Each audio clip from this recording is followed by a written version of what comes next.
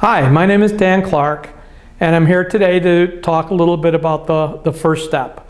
I have worked in the fields of addiction for the past 26 years, and I'm in recovery myself for the past 27 years.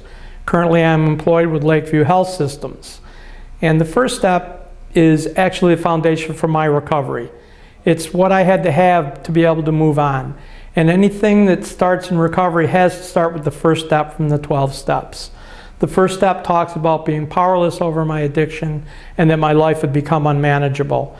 You know, it was easy for me to see that my life was unmanageable because of the situation that I found myself in. I was forced to go into treatment. It wasn't of my own volition. So my life was definitely unmanageable.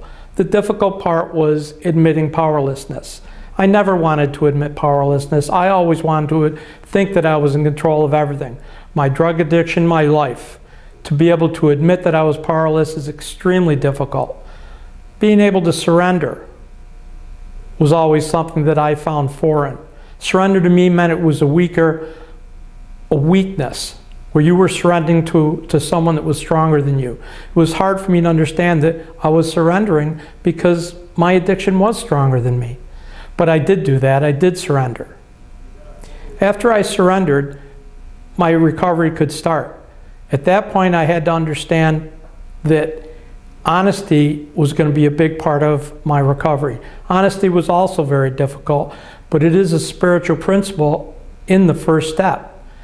Honesty means I was able to look at myself, maybe for the first time, honestly, and accept who I was as a person. I didn't have to hide behind my addiction or drugs. To be honest is actually a very freeing thing. It's the beginning of freedom from the bondage of active addiction. I hope what I've had to say here has been a little helpful to you. I know it helped me early on in my recovery. Thanks a lot for listening.